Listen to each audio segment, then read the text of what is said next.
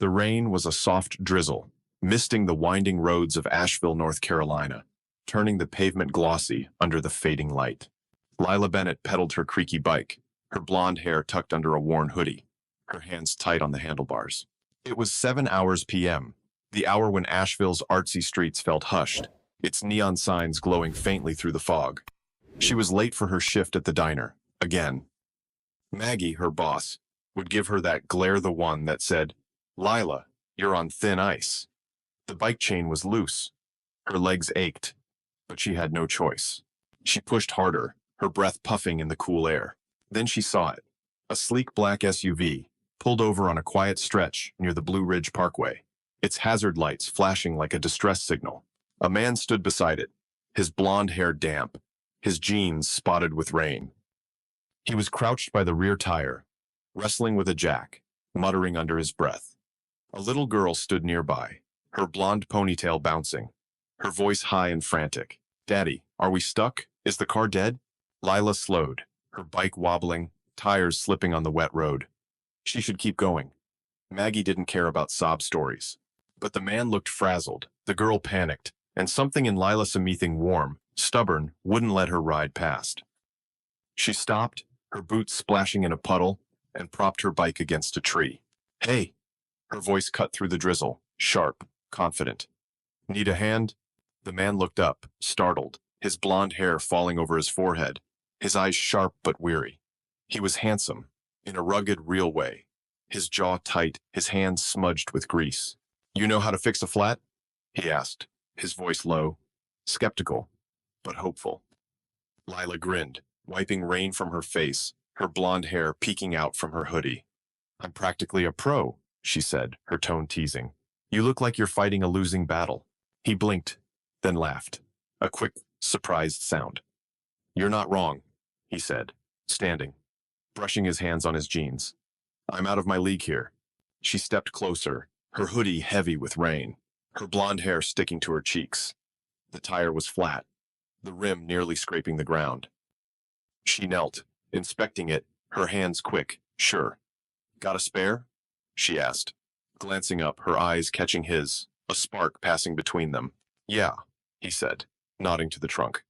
"But I'm no expert." "Lucky for you, I've got this," she said, her smile sly, her eyes bright. She wasn't a mechanic, but years of fixing her bike had taught her enough.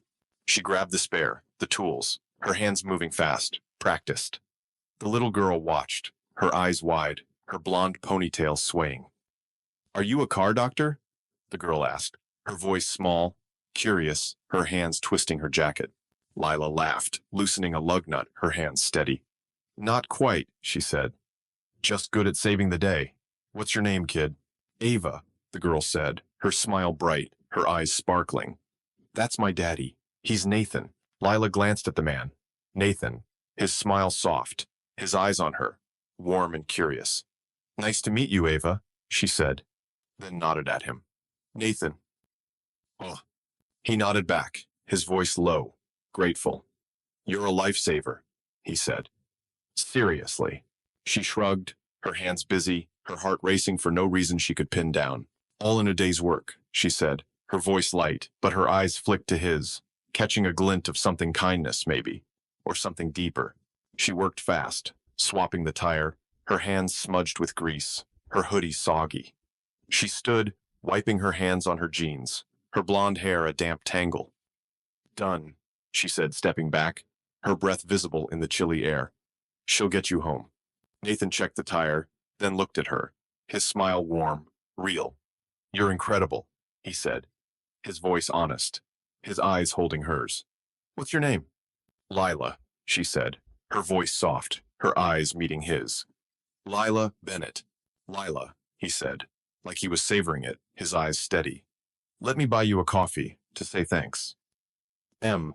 She laughed, shaking her head, her blonde hair catching the fading light.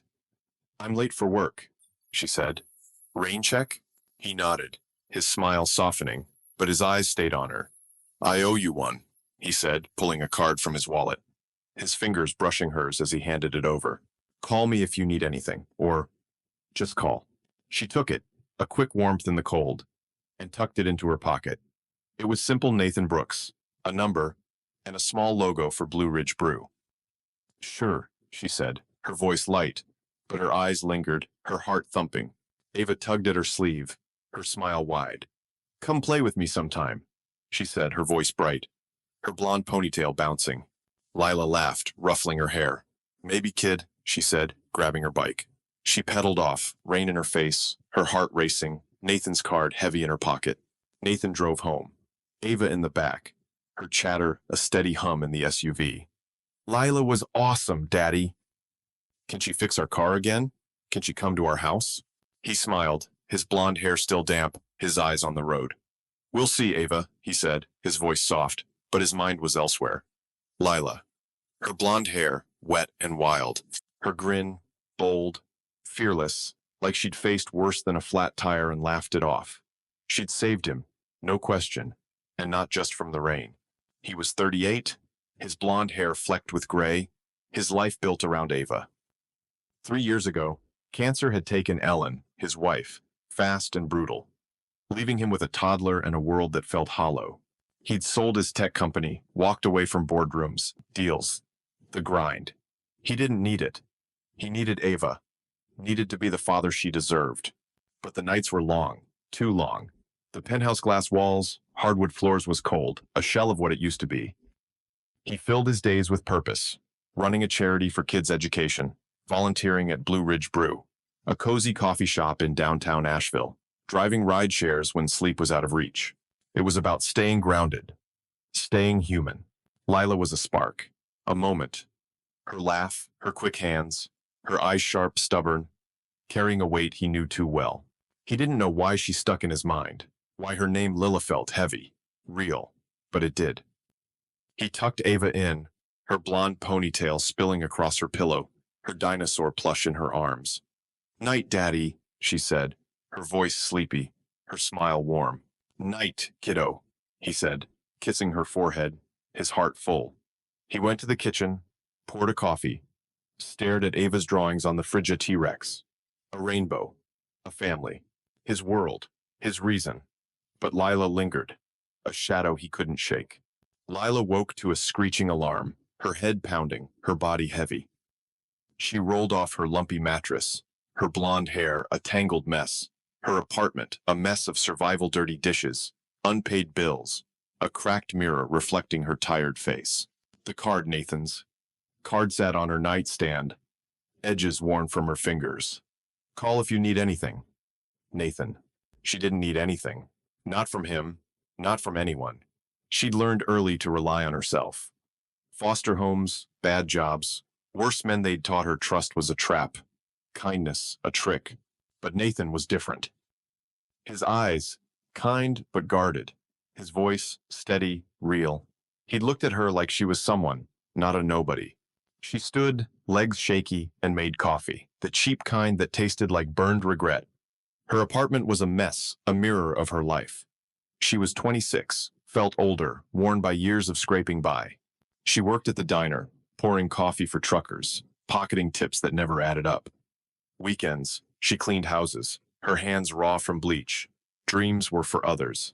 She survived, day by day. But that night, the rain, the tire, the little girl had rattled her. Nathan had looked at her with respect, gratitude, not pity or want. She didn't know what to do with that. Didn't know how to hold it without breaking it. She pulled the card from her pocket, thumb tracing his name. She wouldn't call. Couldn't. What would she say? Thanks for letting me play mechanic? But she didn't toss it. She kept it, tucking it back, her heart racing. She needed to thank him. In person. To make it real. The card had a Blue Ridge Brew, printed small under the rideshare logo. She knew the place. A cozy shop downtown, its windows warm with light. Maybe he worked there. Maybe he was a regular. Maybe she'd find him. She pedaled to the diner, the neon sign flickering, her shift waiting. Maggie was there, her eyes sharp. Late again, Lila, she said, her voice flat, her hands on her hips. Sorry, Lila muttered, tying her apron, her blonde hair falling over her eyes. Bike trouble. Maggie sighed, shaking her head. Get it together, kid. Lila nodded, her hands moving fast, pouring coffee, clearing plates. But her mind was on Nathan, on Ava, on the card burning a hole in her pocket. She didn't know why it mattered, why he mattered. But he did. Nathan's days settled into rhythm. He took Ava to school, her blonde ponytail bouncing, her hand in his. "Can we get ice cream? Can I bring my dinosaur to class?" He smiled, his blonde hair glinting in the sun. "Ice cream, maybe. Dinosaur, sure." He met with his charity board, planning a fundraiser, his voice steady. At Blue Ridge Brew, he poured lattes, chatted with regulars Mrs. Larson with her sketchbook, Pete the carpenter, Sarah the teacher. He liked the rhythm, the simplicity that kept him grounded. But Lila lingered, a shadow in his mind. Her blonde hair, her quick hands, her grin bold, fearless, like she'd seen the worst and kept going. He didn't tell Hannah, his sister, who called, her voice worried. "You okay, Nathan? You sound off." "I'm fine," he said, eyes on Ava's drawings. Not Ben, who ran Blue Ridge Brew, nudging him with a grin. "Live a little, man. You're too young to hide." Nathan laughed, poured another latte, kept moving. But Lila stayed, her name heavy, real. He wondered if she was okay, if she'd kept his card, if she'd call. A week later, the door chimed at Blue Ridge Brew. He was wiping the counter, the morning rush fading, the jazz soft in the background. He looked up, his heart stopping. Lila. She stood in the doorway, her blonde hair pulled back, her jacket worn but clean, her hands in her pockets. Her eyes scanned the shop, nervous, searching, until they landed on him. She froze, her lips parting, like she hadn't expected him so soon. "Lila," he said, his voice low, surprised, a warmth creeping in he didn't expect. She stepped forward, her boots scuffing the wood floor, her eyes steady but shy. "Nathan," she said, her voice soft. Sure, like she'd practiced this. "I wanted to thank you for the other night, for letting me help." He set down the rag, his hands steady, his pulse racing. "You didn't have to," he said, his eyes on hers, searching for the girl from the rain. "I'm the one who owes you. You saved us." She shook her head, her blonde hair catching the light, her eyes intense. "No one's let me do that before," she said, her voice soft, almost breaking. "Help them. I needed to say it. In person." His chest tightened, a mix of warmth and something heavier, something he couldn't name. "You're welcome," he said, his voice quiet, honest, the words carrying more weight than he meant. She hesitated, her eyes searching his, her hands twisting in her pockets. She took a step toward the door, her boots scuffing, like she was scared to stay. "Coffee's on me," he said, the words slipping out, his voice light but hopeful. "If you want." She turned back, a faint smile on her lips, small but real. "Okay," she said, her voice soft, shy, black, no sugar. He poured it, his hand steady, his heart not. She took the cup, her fingers brushing his, a fleeting warmth that lingered. She sat at a corner table, her eyes on the window, the city moving outside, her blonde hair glowing in the morning light. He watched her, just for a moment, before turning back to the counter, her presence settling over him like rain. He didn't know it yet, but this was the beginning of something bigger, something real, something that would change everything. The morning sun spilled through the penthouse windows, soft and golden, warming the hardwood floors. Nathan Brooks stood at the kitchen counter, the coffee maker humming, the scent of roasted beans thick in the air. Ava sat at the island, her blonde ponytail swinging, her crayons scratching across the sheet of paper. She was sketching a T-Rex, her tongue peeking out in concentration, her small hands steady despite the chaos of colors. "Daddy, look," she said, holding up the paper, her eyes bright, her smile wide. "It's a T-Rex with a superhero cape." Nathan leaned over, his blonde hair catching the light, his smile warm. "That's one tough T-Rex, kiddo," he said, his voice soft, playful. "Love the cape," she giggled, diving back into her drawing, her chatter a steady hum. "Can it fly? Like a dragon? Or maybe it's a magic cape?" He laughed, soft, his heart full. "Magic cape, definitely," he said, pouring coffee, the mug warm in his hands. But his mind wasn't here. Not entirely. It drifted, unbidden, to Lila. Her blonde hair, damp from the rain. Her grin, sly, fearless, like she'd tackled worse than a flat tire and laughed it off. That night, a week ago, lingered like a spark. Her voice small, stubborn, reallocated in his head. No one's let me do that before. She'd said it like helping was a gift she wasn't used to giving, like the world had taught her to expect less. He wondered if she was okay, if she'd kept his card, if she'd call. Daddy. Ava's voice snapped him back. Her crayon paused midair. You're staring at nothing again. He blinked, forcing a smile, ruffling her blonde hair. Sorry, kiddo, he said, his voice light. Just thinking about T-Rex. Capes. She squinted, suspicious, her eyes narrowing. Then she shrugged, returning to her drawing, her chatter picking up. He sipped his coffee, the bitterness grounding him. He had Ava, his charity, his quiet life. That was enough. It had to be. But Lila's name stayed, a whisper in his mind. A stranger. A moment. A question he couldn't answer. Lila Bennett sat on her sagging couch, the morning cold, her apartment silent except for the drip of a leaky faucet. Her blonde hair was pulled back, still damp from a quick shower, her hands wrapped around a mug of cheap coffee. Nathan's card sat on the coffee table, its edges worn from her fingers, her thumb tracing his name again and again. Call if you need anything. Nathan. She wouldn't call. Couldn't. What would she say? Thanks for letting me play mechanic? She wasn't that person. Not the kind who asked for help. Not the kind who believed in kindness without a catch. Her apartment was a mess, a mirror of her life. Dirty dishes piled in the sink, bills stacked on the counter, red ink screaming past due. A cracked mirror above the sink, reflecting her pale face, her blonde hair a tangled halo. She was 26, but felt older, worn by years of scraping by. Foster homes, bad choices. Men who took more than they gave. She'd learned early to trust no one, to need no one, to keep moving, keep surviving. But that night, the rain, the tire, the little girl had shaken her. Nathan's voice, steady, warm. His eyes, kind but guarded, like he'd carried pain, but still cared enough to stop. He'd let her help, let her be more than a nobody. She didn't know what to do with that, didn't know how to hold it without breaking it. She stood, her legs shaky, and moved to the window. Asheville was waking up, cars humming, artists setting up stalls downtown, the city's quirky charm alive in the morning light. She worked at the diner, pouring coffee for truckers, her tips barely covering rent. She cleaned houses on weekends, her hands raw from bleach. Dreams were for other people. She just wanted to breathe, to make it through the day. But the card stayed in her pocket, heavy, like a promise she didn't understand. She pulled it out, staring at the number, her heart pounding. She wouldn't call, couldn't, but she didn't throw it away.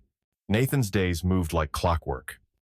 He dropped Ava at school, her blonde ponytail bouncing, her hand small in his, her chatter bright. Can we get a puppy? Can I be a scientist? Why's the sky so blue today? He smiled, his blonde hair glinting in the sun. Puppy, maybe someday, he said. Scientist, absolutely. Sky, it's just happy, kiddo. She grinned, running off to join her friends, her blonde ponytail a flash of light. He watched her go, his heart full but heavy, a familiar ache settling in. Ava was his world, his reason, the only thing that kept him grounded after Ellen's death. 3 years ago, cancer had taken her, fast and cruel, leaving him with a toddler and a life he didn't recognize. He'd sold his tech company, walked away from boardrooms, ambition, power. He didn't need it. He needed Ava. Needed to be the father she deserved. But the nights were long. Too long. The penthouse, with its glass walls and hardwood floors, felt like a museum, cold and empty. He filled his days with purpose surrounding his charity for kids' education, volunteering at Blue Ridge Brew, a cozy coffee shop downtown, driving ride shares when the silence got too loud. It wasn't about money. It was about feeling something. Anything. Lila was something. A moment he couldn't shake. He didn't tell anyone. Not Hannah, his sister, who called every Sunday, her voice warm but probing. You okay, Nathan? She'd ask. You sound off. And I'm fine, he'd say, his smile forced, his eyes on Ava's drawings pinned to the frigid T-Rex, a rainbow, a family. Not Ben, his friend who ran Blue Ridge Brew, who'd nudge him with a grin. Get out there, man, he'd say. You're too young to be a hermit. Nathan would laugh, shake his head, pour another latte. But Lila lingered, her blonde hair, her quick hands, her voice small but fierce, like she was fighting to be seen. He'd gone home that night, lain awake, replaying her grin, her laugh, the way she'd ruffled Ava's hair like it was the most natural thing. He tried to let it go, tried to focus on Ava, on her chatter, her drawings, her endless questions. But at night, when the penthouse was quiet, when Ava was asleep and Asheville hummed outside, he thought of her, wondered if she was safe, if she was alone, if she'd kept his card. Lila's days were a grind. She woke early, her alarm a harsh buzz, her body aching from long shifts. The diner was her main job, a greasy spot downtown, its neon sign flickering, its booth sticky with spilled coffee. She poured refills, smiled at customers who barely saw her, pocketed tips that never added up. On weekends, she cleaned houses, scrubbing floors, her hands red and raw. She didn't have friends, not really. There was Clara, a coworker at the diner, who'd share a cigarette and a laugh, but it was shallow, fleeting. Lila didn't let people in, couldn't. Trust was a luxury she'd learned to live without. But Nathan's card was still in her pocket, a weight she couldn't ignore. She'd pull it out at night, after her shift, sitting on her couch, the city loud outside. She'd trace his name, her thumbs smudging the ink, her heart racing. She wanted to call, wanted to hear his voice, wanted to know why he'd let her help, why he'd cared. But she didn't, couldn't. She wasn't that person. Still, she needed to thank him. Needed to say it, face to face to make it real. The card had a Clue Blue Ridge Brew, a cozy coffee shop downtown, its windows warm with light. She'd seen it, passed it on her bike, never gone in. Too fancy for her budget. But maybe he worked there. Maybe he was a regular. Maybe she'd find him. She didn't know why it mattered, why he mattered. But he did. Nathan was at Blue Ridge Brew, mid-morning, the rush slowing to a trickle. He wiped the counter, the rag moving in steady circles, the smell of coffee thick in the air.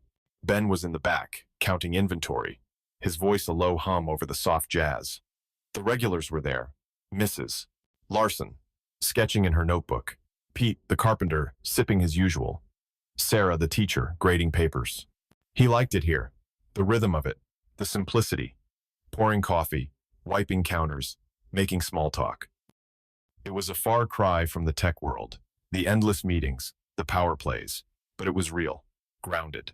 Like Ava's laughter, it kept him tethered. The door chimed, a soft, familiar sound. He looked up, his heart stopping. Lila. She stood in the doorway, her blonde hair pulled back, her jacket worn but clean, her hands stuffed in her pockets. Her eyes scanned the room, nervous, searching, until they landed on him. She froze, her lips parting, like she hadn't expected to find him so soon. Lila, he said, his voice low, surprised, a warmth creeping in he didn't expect. She stepped forward, her boots scuffing the wood floor, her eyes steady but shy. Nathan, she said, her voice soft, sure, like she'd rehearsed this. I wanted to thank you for the other night, for letting me help. He set down the rag, his hands steady, his pulse racing. You didn't have to, he said, his eyes on hers, searching for the girl from the rain. I'm the one who owes you. You saved us. Oh, she shook her head, her blonde hair catching the light, her eyes intense. No one's let me do that before, she said, her voice soft, almost breaking. Help them. I needed to say it. In person. His chest tightened, a mix of warmth and something heavier, something he couldn't name. You're welcome, he said, his voice quiet, honest, the words carrying more weight than he meant. She hesitated, her eyes searching his, her hands twisting in her pockets. She took a step toward the door, her boots scuffing, like she was scared to stay. Coffee's on me, he said, the words slipping out, his voice light but hopeful. If you want. She turned back, a faint smile on her lips, small but real. Okay, she said, her voice soft, shy. Black. No sugar. He poured it, his hand steady, his heart not. She took the cup, her fingers brushing his, a fleeting warmth that lingered. She sat at a corner table, her eyes on the window, the city moving outside, her blonde hair glowing in the morning light. He watched her, just for a moment, before turning back to the counter, her presence settling over him like rain. The days passed, a blur of routine. Nathan took Ava to school, her questions endless, her laughter a lifeline. Can we get a puppy? Can I be a scientist? Why's the sky so blue today? He answered. Patient, his smile real. Puppy, maybe someday, he said. Scientist, absolutely. Sky, it's just happy, kiddo. He met with his charity board, planning a fundraiser, his voice calm, his ideas sharp. At Blue Ridge Brew, he poured coffee, wiped counters, his mind half there, half elsewhere. Lila stayed, a quiet presence in his thoughts. He looked for her, his heart lifting when the door chimed, sinking when it wasn't her. She came back, not every day, but enough. Enough to make him hope, to make him want, to make him question everything. They talked. Small things at first, the weather, Asheville's quirky art scene, Ava's drawings. But it grew, slowly, like a seed taking root. He'd ask about her day, his voice gentle, his eyes curious. She'd answer, careful, not giving too much, but giving enough. She'd ask about Ava, her name a bright spot in his stories. He'd talk about her dinosaurs, her questions, her laughter, his face softening, his love for her clear. Lila listened, her heart aching, not with jealousy, but with longing. She'd never had that a father who cared, a family who stayed. She'd had foster homes, cold and temporary, and men who promised love, but gave pain instead. Nathan was different. She didn't know why, didn't know how to trust it. But she kept coming back, her boots scuffing the floor, her coffee growing cold, her eyes on him. One day, Ava was at Blue Ridge Brew, her blonde ponytail bouncing, her crayons scattered across the table. Nathan had brought her when the nanny called in sick, her chatter filling the shop. Lila walked in, her heart racing, her eyes finding him behind the counter, then landing on the girl. She was small, bright, her eyes wide and curious, just like Nathan had described. Lila hesitated, her hand on the door, but Ava saw her, her smile instant. Are you Daddy's friend? Ava asked, her voice loud, fearless. Lila froze, her eyes flicking to Nathan, who looked up, surprised, then smiled, soft and warm. Yeah, Ava, he said, his voice steady. This is Lila. Lila stepped forward, her heart pounding, her smile shy. Hi, Ava, she said, crouching to her level, her blonde hair falling over her shoulder. Nice to meet you. Ava grinned, holding up a drawing. Want to see my T-Rex? It's got a cape. Lila laughed, a small, surprised sound, her chest warm.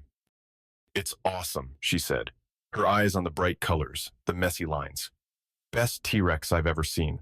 Ava beamed, launching into a story about dinosaurs and capes, her hands waving. Lila listened, her eyes soft, her heart opening in a way she didn't expect. Nathan watched, his hands still on the counter, his smile quiet, his eyes on them both. The weeks passed, a slow, steady rhythm. Lila came to Blue Ridge Brew, her coffee order the same, her smiles less guarded. Nathan looked for her, his heart lifting when the door chimed, his eyes finding hers. They talked, more now, about real things, your dreams, small and buried. His past, heavy but shared. But the world was watching. Ben's grins grew sharper, his teasing louder. You're falling for her, Brooks, he said, his voice low, teasing. Admit it. Nathan would shake his head, his smile tight. It's just coffee, Ben. Hannah called, her voice sharp. You're different, Nathan, she said. Happier. It's her, isn't it? Nothing, he'd say, his eyes on Ava's drawings, his heart on Lila. But it wasn't nothing. It was something. Something growing, fragile but real, like a spark in the dark. The Blue Ridge Brew was quiet, the morning rush gone, leaving only the soft hum of jazz and the clink of cups. Nathan Brooks stood behind the counter, his blonde hair catching the light, his hands moving on instinct wiping, pouring, smiling at regulars. But his eyes kept drifting to the door, to the chime that hadn't rung yet, to the hope that Lila would walk in. She'd been coming more often. Not every day, but enough. Enough to make his heart kick up when he saw her blonde hair, her worn jacket, her sharp eyes softening just for him. Their talks had grown small at first, about coffee, Asheville's quirky art scene, Ava's drawings, but deeper now. Real. She'd told him about her job, the diner, the long hours, the way it wore her down. He'd told her about Ava, about losing Ellen, about the life he'd left behind. They were careful, both of them, like they were stepping on thin ice, afraid to break something fragile. But it was something real, and it scared him. Ava was at school, her blonde ponytail bouncing as she'd run off that morning, her backpack heavy with books. "See you later, Daddy," she'd called, her smile bright, her trust absolute. He'd waved, his heart full but heavy, a familiar ache settling in. Ava was his world, his anchor. He couldn't mess this up. Not for her. Not for anyone. But Lila was there. In his head, in his chest, a pull he couldn't ignore. He didn't know what it meant. Didn't know what to do with it. He just knew he looked for her, waited for her, wanted her to walk through that door. The chime rang. He looked up, his heart jumping. Lila. She stood in the doorway, her blonde hair loose, her jacket zipped to her chin, her hands in her pockets. Her eyes found his, steady but nervous, like she was carrying something heavy. She stepped forward, her boots scuffing the wood floor, her smile small but real. "Nathan," she said, her voice soft, careful. Hey, he said, his hands pausing on the counter, his smile warm despite the knot in his chest. "Coffee?" She nodded, her eyes holding his. Black. No sugar. He poured it, his hands steady, his pulse not. She took the cup, her fingers brushing his, the touch fleeting but electric. She sat at her corner table, her eyes on the window, the city moving outside. He watched her, just for a moment, before turning back to the counter, her presence settling over him like a warm breeze. Lila sipped her coffee, the bitterness sharp, familiar. She didn't need to come here. Didn't need to spend her tips on coffee she couldn't afford. But she did. Because of him. Because of Nathan. His blonde hair, his kind eyes, his voice low, steady, like he meant every word. He was different. Not like the men she'd known, the ones who took, who hurt, who left. He was safe. But not safe in a dull way. Safe in a way that made her want to stay, to talk, to let him in. And that scared her. Her life was a mess. The diner paid barely enough for rent. Her cleaning jobs left her hands raw, her back aching. She had no family, no real friends, just Clara at the diner, who'd share a smoke but never asked about her life. Lila had learned early to keep people out, to build walls, to survive alone. But Nathan was breaking those walls, piece by piece. His smile. His stories about Ava, his daughter, her laughter, her dinosaurs, the way he looked at her. Like she wasn't just a waitress, a nobody, a girl from the wrong side of town. Like she was someone. She didn't know how to trust it, didn't know how to trust him. But she kept coming back, her boots carrying her here, her heart pulling her to him.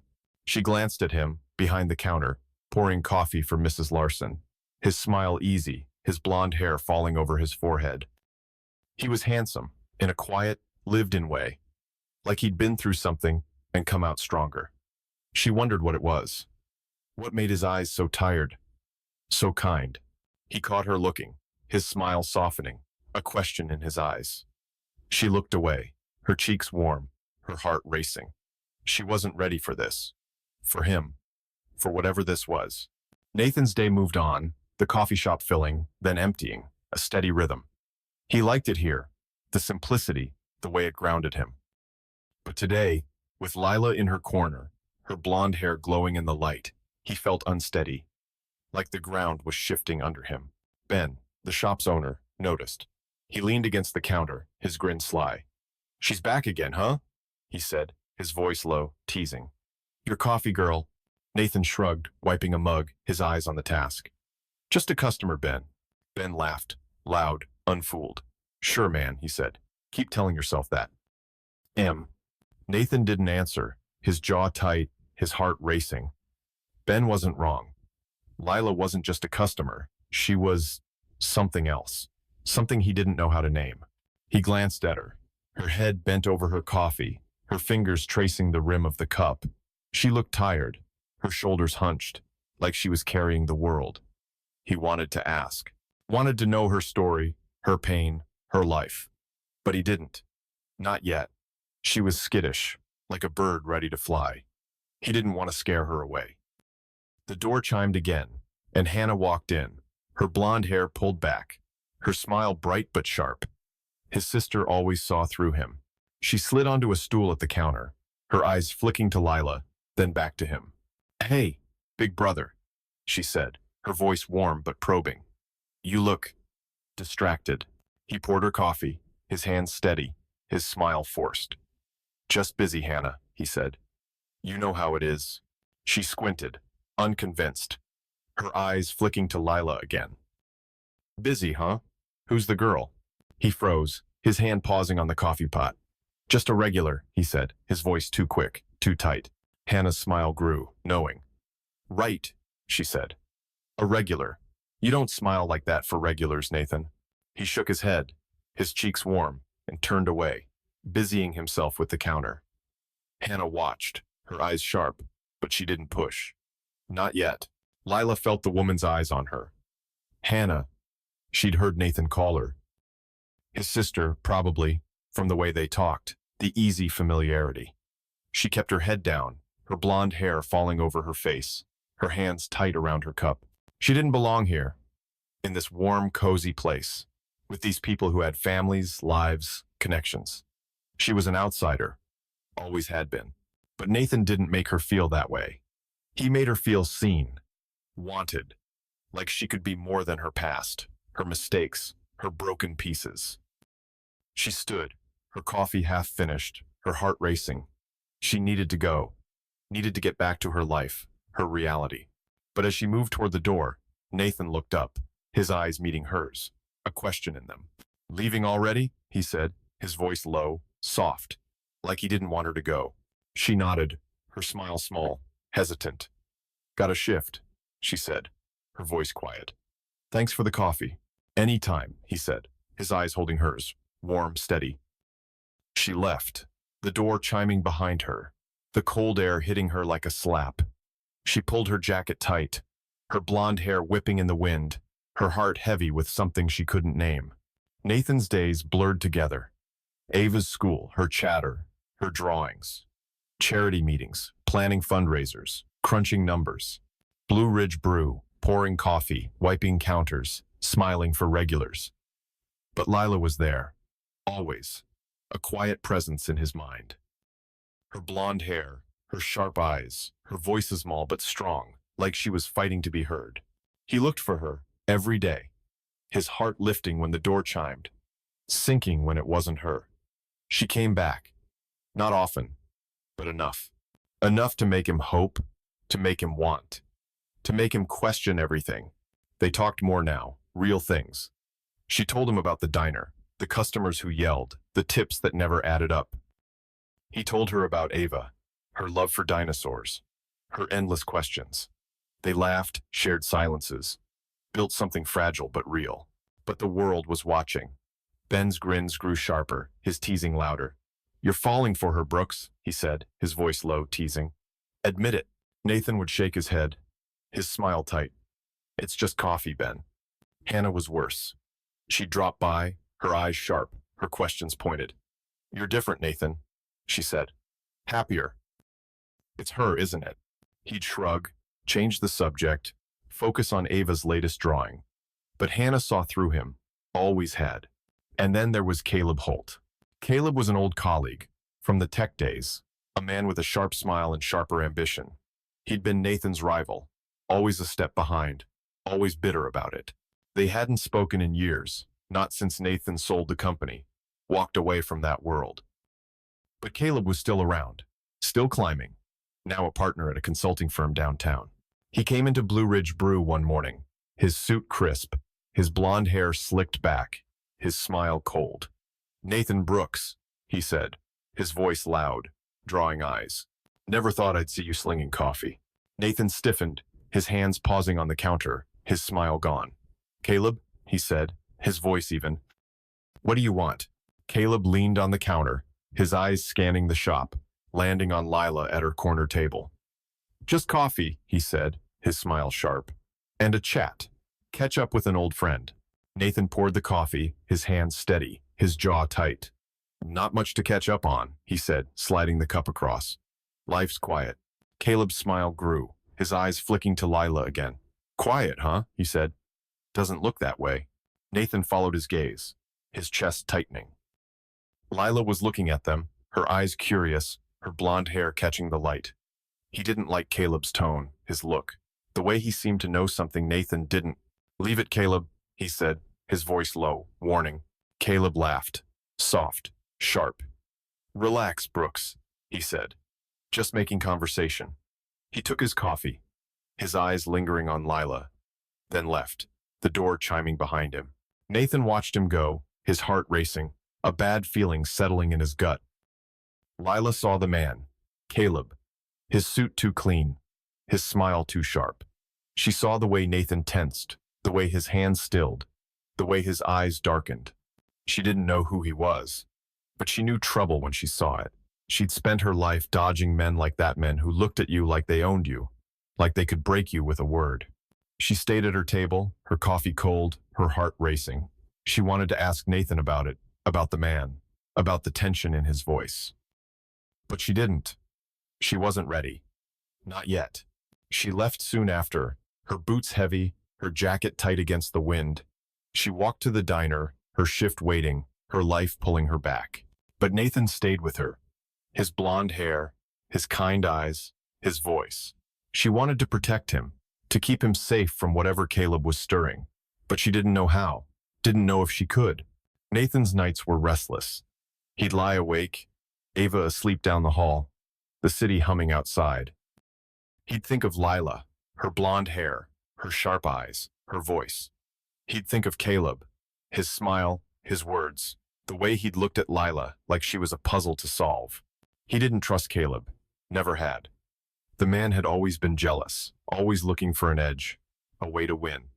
Nathan had left that world, but Caleb hadn't, and now he was here, in Asheville, in Nathan's space, stirring something Nathan couldn't see.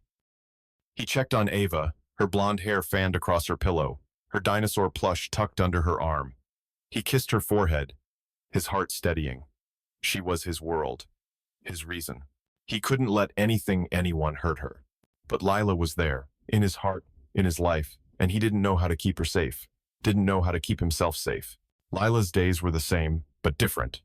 The diner was still a grind, her hands still raw from cleaning, her tips still short. But she carried Nathan with her, his card in her pocket, his smile in her mind.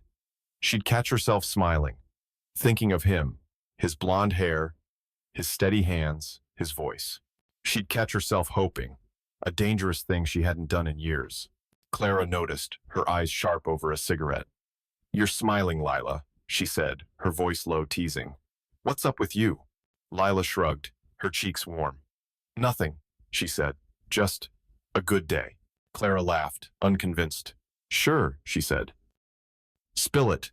Who's the guy? Lila shook her head, her blonde hair falling over her eyes. No guy, she said, her voice firm, but her smile betrayed her. She went back to Blue Ridge Brew, her heart racing, her boots heavy. Nathan was there, behind the counter, his blonde hair neat, his smile warm.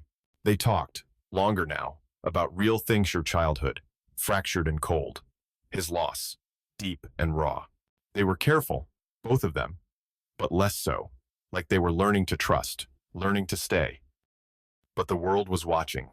Ben's grins grew bolder, his teasing sharper.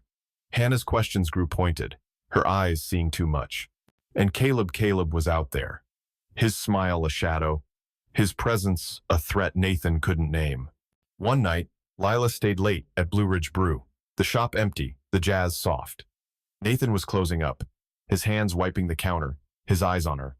You don't have to go, he said, his voice low, hopeful. I mean, if you don't want to.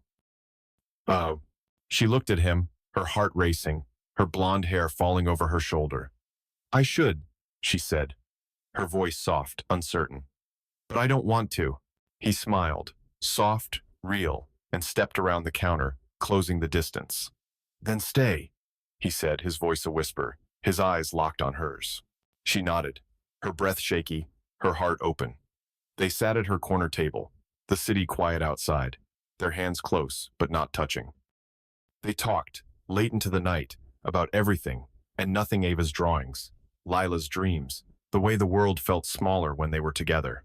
But outside, the world was waiting. Caleb was waiting. And neither of them was ready for what came next. The Blue Ridge Brew glowed softly, its windows fogged against the evening chill. The jazz was low, a quiet hum over the clink of cups. Nathan Brooks locked the door, the click sharp in the silence. Lila Bennett sat at her corner table, her blonde hair loose, catching the dim light, her hands wrapped around a cold coffee cup. They'd stayed late again, talking, laughing, sharing pieces of themselves. The city buzzed outside, but in here, it was just them. Just their voices. Just the pull that kept them close. Nathan turned, his blonde hair falling over his forehead, his smile warm but heavy. "Sure you don't want a refill?" he asked, his voice low, teasing, his eyes on hers. Lila shook her head, her gaze steady, warm but guarded. "I'm good," she said, her voice soft, her smile small. It's enough." He leaned against the counter, his hands in his pockets, his heart racing. Enough. The word hung between them, heavy with meaning. This, whatever it was enough. For now. But the world was waiting, and it wasn't kind. He felt it growing, the whispers, the stares. Ben's grins, sharp and knowing. Hannah's questions, relentless, probing. And Caleb Holthus, old rival, his cold smile, his presence like a storm cloud. Nathan didn't trust him, never had. Caleb's visit to Blue Ridge Brew, his sharp words, his eyes on Lila, had left a knot in Nathan's chest, a warning he couldn't ignore. Lila stood, her jacket zipped, her boots scuffing the wood floor. "I should go," she said, her voice quiet, reluctant, her blonde hair falling over her shoulder. He stepped closer, his eyes locked on hers, his heart tight. "You don't have to," he said, his voice low, honest. "You could stay, just a bit longer." She looked at him, her eyes searching, her breath shaky. "Nathan," she said, her voice soft, almost a whisper. It's getting real. And real things, they break." He reached for her hand, his fingers brushing hers, warm, steady. "Not us," he said, his voice firm, fierce. "We're not breaking." She smiled, small, shaky, her hand staying in his. "You don't know that," she said, her voice trembling. "You don't know me. Not really." "Then let me," he said, his hand tightening, his eyes fierce. "Let me know you. The good, the bad. All of it." Her breath hitched, her eyes shining, like she was fighting something deep inside. "You don't want that," she said, her voice barely audible. "I'm a mess, Nathan. Always have been." He stepped closer, his hand cupping her face, his thumb brushing her cheek. "So am I," he said, his voice raw. "But I'm better with you." She closed her eyes, leaning into his touch, her breath unsteady. Then she kissed him, soft, tentative, like she was stepping into unknown waters. He kissed her back, slow, deliberate, pouring everything into this fear, his want, his hope. Her hands slid up his chest, her fingers curling into his shirt, pulling him closer. The kiss deepened, hungry, desperate, like they were both reaching for something to hold on to. They broke apart, breathless, her forehead against his, her hands still on his chest. "We can't do this here," she whispered, her voice shaky, her blonde hair soft under his hands. He nodded, his heart racing, his hands in her hair. "Then come with me," he said, his voice low, urgent. "My place." "Ava's with Hannah tonight." She hesitated, her eyes searching his, weighing the cost. Then she nodded, her voice barely audible. "Okay." They left Blue Ridge Brew in silence, the night cold, Asheville's streets quiet. Nathan locked the shop, his hands steady, his heart not.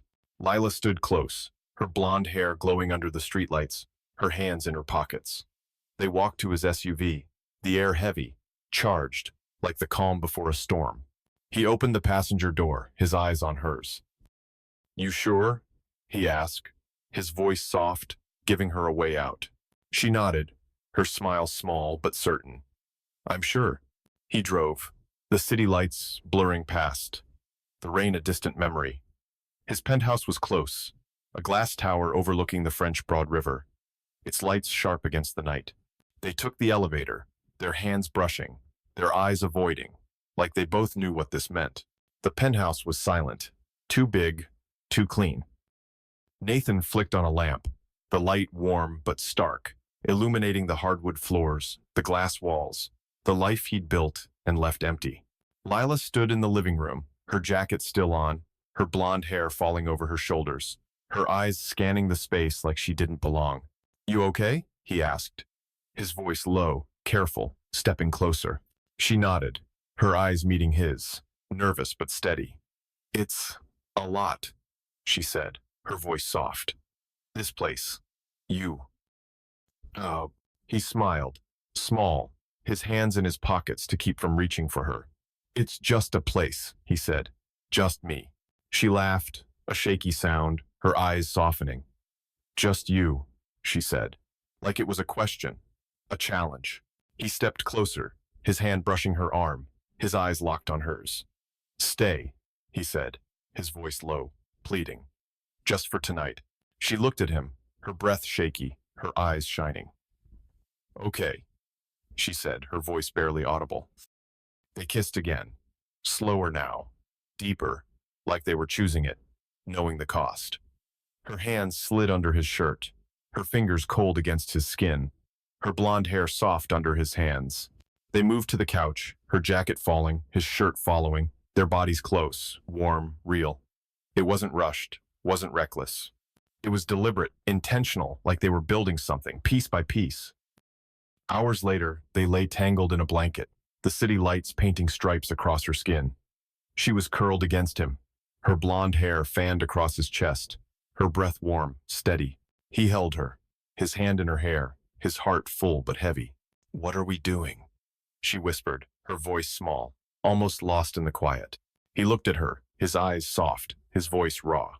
"Falling," he said, "and I don't want to stop." She smiled, small, real, and nestled closer, her breath evening out as she drifted to sleep. He held her, the city humming outside, the weight of her in his arms grounding him. But he knew the world was waiting, and it wouldn't be gentle. Morning came, gray and soft, Asheville waking up below. Nathan woke first, his arm numb from her weight, her blonde hair a mess across the pillow.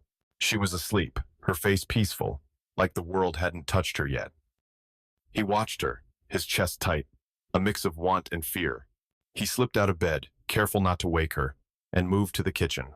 The coffee maker hummed, the scent grounding him. He leaned against the counter, staring at Ava's drawings on the frigid T-Rex with a cape, a rainbow, a family of stick figures. His world, his reason. And now, Lila. She stirred, her steps soft on the hardwood. She appeared in the doorway, wrapped in his blanket, her blonde hair falling over her shoulders, her eyes shy, uncertain. "Morning," she said, her voice small, like she wasn't sure where they stood in the daylight. "Morning," he said, sliding a mug across the counter. "Coffee?" She nodded, taking it, her fingers brushing his, warm now, not cold. "Thanks," she said, her voice soft, her eyes on the mug. They sat at the island, the silence comfortable but heavy, like they both felt the world pressing in. She sipped her coffee, her shoulders hunched, her blonde hair catching the light. "What's wrong?" he asked, his voice soft, careful, his hand reaching for hers. She looked up, her eyes raw, unguarded. "I don't belong here," she said, her voice trembling. "This place, your life, it's too much. I'm not enough." He squeezed her hand, his thumb brushing her knuckles, his eyes fierce. "You are," he said, his voice low, steady. "You're more than enough. You're here. That's all I need." Her eyes shone, her breath shaky. "You don't know me," she said, her voice breaking. "My past. The things I've done. I'm broken, Nathan." "So am I," he said, his voice raw, his hand tightening on hers. I lost Ellen. I lost myself.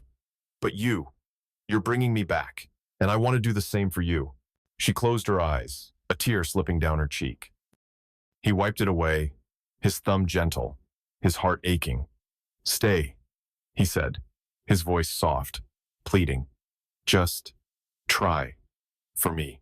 She opened her eyes, looking at him, really looking, like she was searching for the lie. But there wasn't one. She nodded, her voice barely audible. Okay. The days that followed were a fragile dance. Lila didn't move in, not fully, but she stayed over sometimes, her presence soft, real. Nathan gave her space, a guest room when she needed it, his heart open but cautious. Ava met her again, her blonde ponytail bouncing, her questions endless. Do you like dinosaurs? Can you draw? Are you Daddy's friend? Lila laughed, crouching to her level, her blonde hair falling over her shoulder. I love dinosaurs, she said, her voice warm. I can draw. A little. And yeah, I'm your daddy's friend. Ava grinned, grabbing her hand, pulling her to see her T-Rex drawings. Nathan watched, his heart full, his eyes soft. Ava liked her, loved her even. And Lila was gentle, patient, like she'd found something in Ava she'd never had. But the world was watching. Whispers grew sharper, louder. Hannah's questions cut deeper, her eyes narrow. Who is she, Nathan? Really? She's not your world. He'd shrug, his jaw tight, his voice firm. She's my world now, Hannah. Deal with it. Ben was less subtle, his grin wide. You're in deep, Brooks, he said. Coffee girls got you hooked. Nathan would laugh, shake his head, but he didn't deny it. He couldn't. And then there was Caleb Holt. Caleb came back to Blue Ridge Brew, his suit crisp, his blonde hair slicked back, his smile cold as ice. He leaned on the counter, his eyes scanning the shop, landing on Lila at her corner table. Still here, Brooks? He said, his voice loud, drawing eyes. Thought you'd be back in the boardroom by now. Nathan stiffened, his hands pausing on the coffee pot, his smile gone. What do you want, Caleb? Caleb's smile grew, sharp, dangerous. Just coffee, he said, his eyes flicking to Lila. And to see how the mighty have fallen. Nathan poured the coffee, his hands steady, his jaw tight. Take it and go, he said, his voice low, warning. Caleb laughed, soft, cruel. She's trouble, you know, he said, nodding at Lila. Girls like that, they don't fit in your world. Nathan's eyes darkened, his voice a growl. You don't know her. Or me. Caleb raised his hands, mock surrender, his smile never fading. Just a warning, old friend, he said. People talk, and they're talking about you. He left, the door chiming, the air heavy in his wake. Nathan watched him go, his heart racing, his hands clenched. Lila looked up, her eyes meeting his, worried, curious. He forced a smile, but it didn't reach his eyes. Lila felt the tension, the way Nathan's shoulders stiffened, the way his smile faltered. She'd seen Caleb, heard his words, felt their weight. She didn't know who he was, but she knew troublemen who used words like knives, who saw her as less, as nothing. She'd spent her life dodging them, surviving them, but this time, it was different. This time, it was about Nathan. She stayed at her table, her coffee cold, her heart racing. She wanted to ask, wanted to know what Caleb meant, who he was, why he mattered. But she didn't. She wasn't ready. Not yet. She left soon after, her boots heavy, her jacket tight against the wind. She walked to the diner, her shift waiting, her life pulling her back. But Nathan stayed with her, his blonde hair, his kind eyes, his voice. She wanted to protect him, to keep him safe from whatever Caleb was stirring. But she didn't know how, didn't know if she could. The whispers grew louder, relentless. Nathan felt them everywhere at Blue Ridge Brew, at Ava's school, at charity meetings. Parents whispered, their eyes on him, on Lila when she picked Ava up one day, her blonde hair pulled back, her smile shy but warm. Hannah cornered him one night, her eyes narrow, her voice sharp. Nathan, this is getting out of hand, she said, her blonde hair pulled tight, her hands on her hips. People are talking, about her, about you. It's not good. He stiffened, his jaw tight, his voice low. Let them talk, he said. I don't care. You should, she said, her voice softer now, worried. For Ava. For your life. He looked at her, his eyes fierce, his heart racing. She's part of my life, he said. And Ava loves her. Hannah sighed, her eyes softening, but not convinced. Just be careful, Nathan, she said. She's not one of us. He didn't answer, his chest tight, his heart heavy. He didn't care about us. He cared about Lila, about Ava, about the family they were building, fragile but real. Lila felt the weight of it, crushing now. She heard the whispers at the diner, saw the looks from customers, their eyes cold, their words sharp. She's with that rich guy. What's he see in her? Trouble, that's what. She kept her head down, her blonde hair hiding her face, her hands moving fast, pouring coffee, clearing plates, but the words cut deeper now, because they weren't just about her. They were about Nathan, about Ava. She went to Blue Ridge Brew, her heart heavy, her boots heavier. Nathan was there, his blonde hair neat, his smile strained, like he was carrying the same weight. They talked. Less now, careful, like they were both afraid to break something. I heard something today, she said, her voice low, her eyes on her coffee. About you. Someone said, you used to be someone. Big. Important. He stiffened, his hands pausing on the counter, his eyes distant. That was a long time ago, he said, his voice quiet, guarded. Before Ava. Before everything. She looked at him, her eyes searching, her heart tight. Why'd you give it up? She asked, her voice soft, curious. He looked at her, his eyes raw, open. Because it wasn't enough, he said. Not after Ellen. Not without Ava. She nodded, her chest aching, her hand reaching for his. You're a good dad, she said, her voice soft, honest. He smiled, small, his hand squeezing hers. I try, he said, but it's not always enough. She wanted to say more, wanted to tell him he was enough, more than enough. But the words stuck, heavy in her throat. She just held his hand, her fingers warm in his, her heart open. Caleb Holt was the final straw. He didn't come to Blue Ridge Brew anymore, but his presence was everywhere. Nathan heard it in the whispers, saw it in the looks, felt it in the way his charities board grew cold. Their questions pointed. Who's this girl, Nathan? Is she appropriate? What about Ava? He ignored them, his jaw tight, his focus on Lila, on Ava. But then it came, a blow he didn't see coming. An email, anonymous, cold, sent to his charities board. Words sharp, cruel. Nathan Brooks is involved with a woman of questionable character. A waitress. A nobody. A liability. Reconsider his role. Nathan read it, his hands shaking, his heart racing. He knew who it was. Caleb. His old rival. His shadow. Always looking for a way to win. He confronted him at a networking event downtown, the room full of suits and smiles, the air thick with ambition. Caleb stood by the bar, his blonde hair slicked back, his smile cold as ice. Brooks, he said, his voice loud, drawing eyes. Didn't expect you here. Thought you'd be busy with your new friend. Nathan stepped closer, his voice low, a growl. What did you do, Caleb? Caleb's smile grew, sharp, dangerous. Just looking out for you, he said, his eyes glinting. People need to know who you're with. Nathan's hands clenched, his eyes dark, his voice steady despite the rage. Leave her out of this, he said. This is between you and me. Caleb laughed, soft, cruel. Not anymore, he said. You made it about her, and now everyone knows. Nathan walked away, his heart pounding, his hands shaking. He didn't hit him, didn't yell, but he wanted to. Wanted to break something, anything to stop this. That night, Nathan sat with Lila, the penthouse quiet, Ava asleep upstairs. They were on the couch, her blonde hair tucked behind her ear, her eyes on the city lights.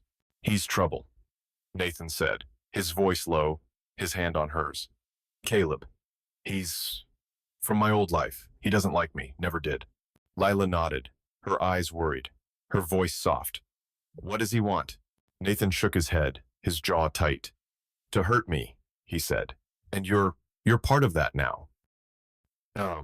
She looked at him, her eyes shining, her breath shaky. I'm sorry, she said, her voice breaking. I didn't mean to make this harder. He pulled her close, his arms around her, his voice fierce. You didn't, he said. You're the best thing that's happened to me. To us.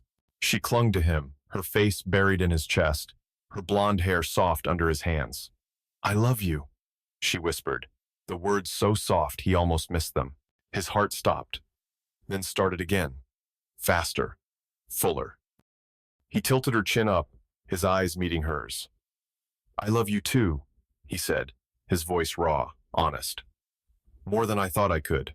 They kissed, slow and deep, the world falling away. The penthouse was still, the city lights soft through the windows, casting a glow over the hardwood floors. Nathan Brooks sat on the couch. Lila Bennett curled against him, her blonde hair spilling across his chest, her breath steady in sleep. Ava slept upstairs, her dinosaur plush tucked close, her blonde ponytail a mess on her pillow. Asheville hummed outside, relentless, but here it was quiet, just them. Just this moment. Nathan held her, his hand in her blonde hair, his heart heavy but full. Her words from last night lingered. I love you. Small, raw, like a truth she'd fought to say.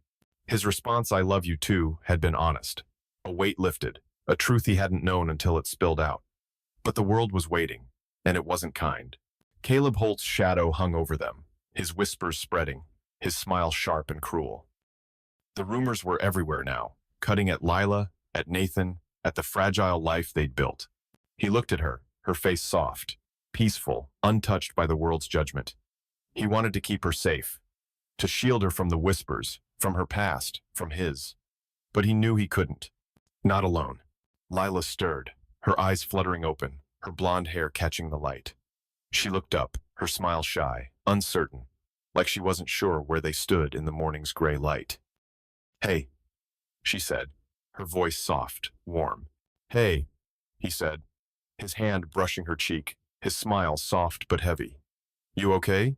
She nodded, sitting up, pulling the blanket around her. Yeah, she said, her eyes on his, searching. You?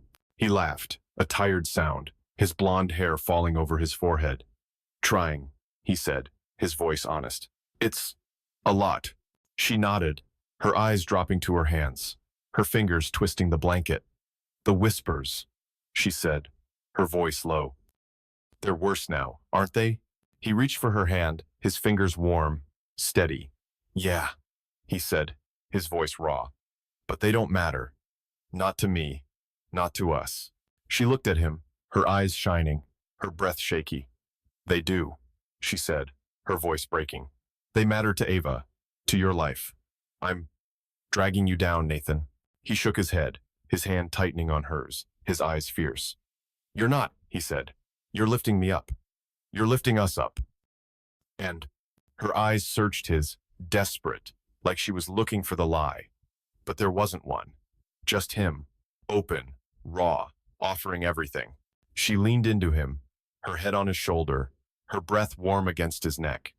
I'm scared, she whispered, of losing this, of hurting you, of hurting her. He held her tighter, his chin on her head, his voice low. You won't, he said. You're part of us now. We're not letting you go. The days were heavy. A storm building. Lila stayed over more, her presence soft, real, her blonde hair a constant in the penthouse, her laugh a new sound in Ava's world. Ava adored her, her questions endless, her trust absolute. Lila, can you draw a T-Rex? Can you come to my school play? Are you staying forever? Lila laughed, crouching to her level, her blonde hair falling over her shoulder. I'll try, Ava, she said, her voice warm. I'm here for now. Nathan watched, his heart full, his eyes soft. Ava needed this, needed Lila's warmth, her patience.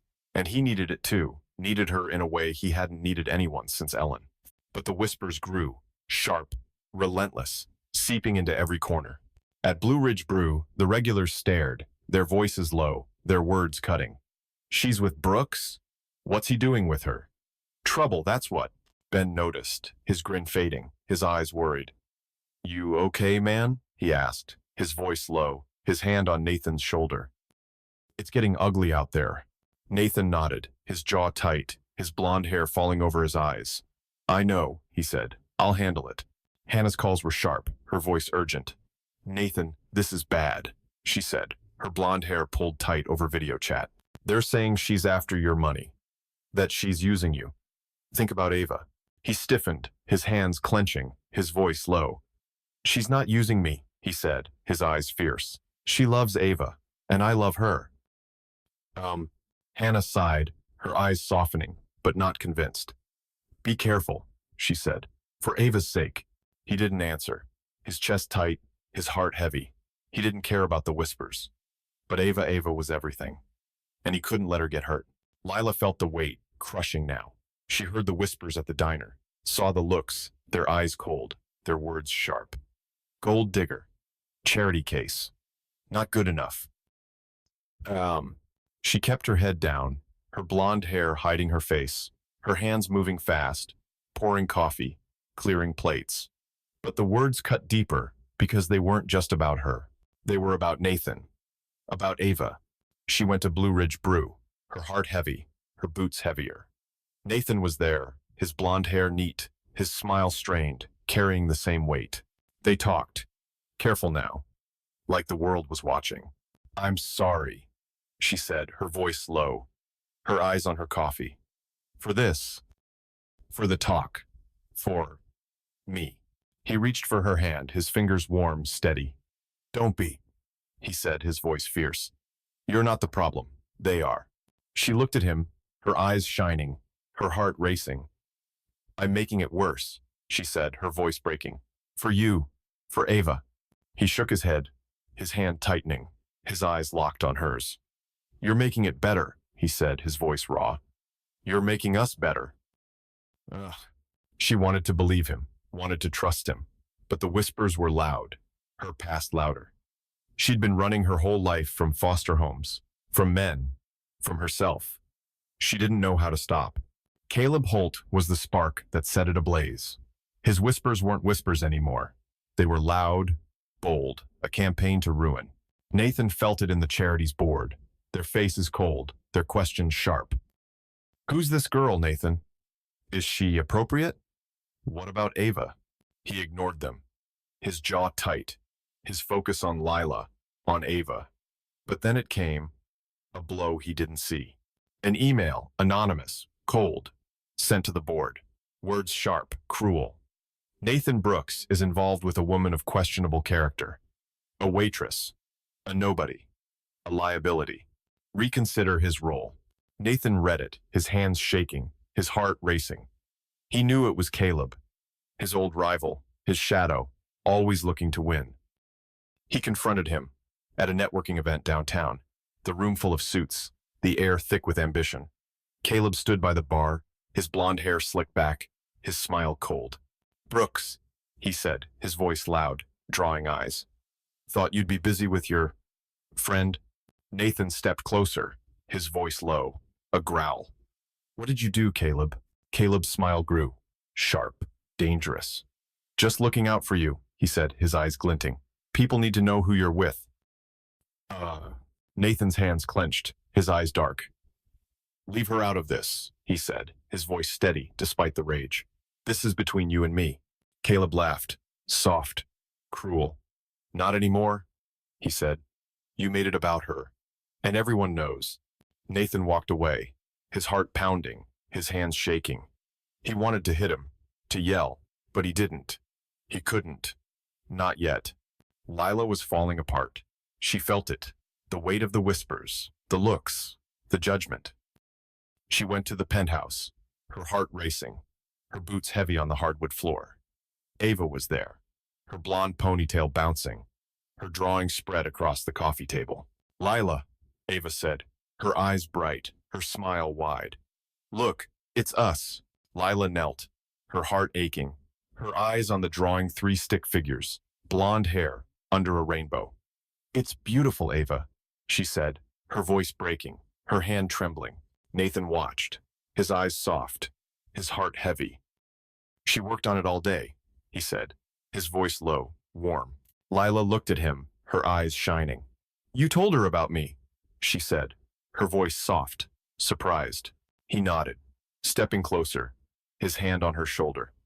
She loves you, he said, his voice raw. So do I. She closed her eyes, a tear falling. I'm ruining this, she said, her voice breaking. The whispers, the looks. It's because of me. He pulled her close, his arms around her, his voice fierce. It's not you, he said. It's them. Caleb, the world, not you. She clung to him, her face buried in his chest, her blonde hair soft. I don't know how to do this, she whispered. Be this. Be. Enough. You are, he said, his voice steady, his eyes locked on hers. You're everything. The storm broke days later. The board called Nathan in, their faces cold, their words sharp.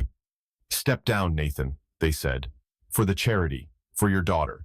He stood tall, his blonde hair neat, his eyes fierce. No, he said, his voice steady.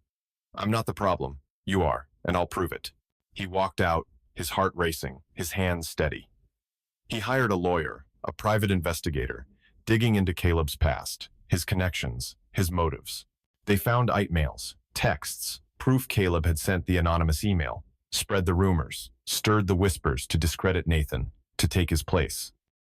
Nathan confronted him one last time, at a charity gala by the French Broad River, the room full of lights and lies. Caleb stood by the bar, his smile cold, his blonde hair slicked back. It's over, Caleb, Nathan said, his voice low, steady, his eyes dark. I know what you did, and so will everyone. Caleb's smile faltered, his eyes flickering. You've got nothing, he said, his voice sharp, unsure. Nathan stepped closer, his voice a growl. I've got everything, he said. Proof. Witnesses. The truth. Caleb laughed, weak, his eyes darting. You'll regret this, Brooks, he said, his voice shaking. Nathan walked away, his heart steady, his hands calm. He'd won. For Lila, for Ava, for himself. The whispers faded, the truth spreading fast. Caleb's reputation crumbled, his firm losing clients, his name tarnished. The charity board apologized, their faces red, their voices soft. Nathan stayed, his role secure, his focus on the kids, on Ava, on Lila. Lila found her strength. She quit the diner, took a job at a bookstore, her blonde hair glowing under the shop's lights, her smile real steady. She was good at it, helping kids find books, her patience endless. Ava visited, her blonde ponytail bouncing, her questions endless. Can I get this book? Can Lila read to me? Can she come to our house? Lila laughed, her eyes soft, her heart full. Sure, Ava, she said, her voice warm. Anytime. Nathan watched, his heart swelling, his eyes stinging. This was it. What he'd been searching for. What he'd almost lost. Months later, Nathan took Lila to a park by the French Broad River, the city sparkling, the air warm with spring. Ava was with Hannah, her laughter echoing over the phone when she called to say goodnight. They walked, their hands linked, their steps slow, the world quiet. He stopped, turning to her, his heart racing, his hands steady. Lila, he said, his voice low, raw. Marry me? Her eyes widened, her breath catching, her blonde hair catching the moonlight. Nathan, I mean it, he said, his hands cupping her face, his eyes locked on hers. I love you. Ava loves you. I want you with us, always. She looked at him, her eyes shining, her hands trembling. I'm not perfect, she said, her voice shaky. I'm still a mess. So am I, he said, his voice fierce, his smile soft. But we're better together. Say yes, Lila. She closed her eyes, a tear falling. Then she nodded, her voice barely audible. Yes. He kissed her, deep, slow, the city fading away. He slipped a ring onto her finger, simple, elegant, her laugh bright as it caught the light. The wedding was small, a garden by the river, the sun warm, the air sweet with flowers. Ava was the flower girl, her blonde ponytail bouncing, her petals spilling, her laughter echoing. Lila wore a simple dress, her blonde hair loose, her smile brighter than the sun. Nathan stood at the altar, his blonde hair neat, his eyes on her, his heart full. They vowed to love, to stay, to fight together. Ava stood between them, her hands in theirs, her smile wide. Hannah watched, her eyes soft, her doubts gone. Ben was there, his grin wide, his toast loud, warm. They built a life, together. Lila kept her bookstore job, her independence, her fire. Nathan focused on his charity, on Ava, on Lila. His evenings full of laughter, of love. The whispers were gone, the world moving on, leaving them to their family, their future. One night, a year later, they sat on the penthouse balcony, Ava asleep upstairs, her dinosaur drawings on the fridge. Lila leaned against Nathan, her blonde hair soft against his shoulder, her hand in his, the ring catching the light. "We made it," she said, her voice soft, warm, her eyes on the city. He kissed her forehead, his heart steady, full. "We did," he said, his voice low, honest. And they had. Through the whispers, the pain, the past, they'd found each other, built something real, a family, forged from broken pieces, stronger than the world that tried to break them.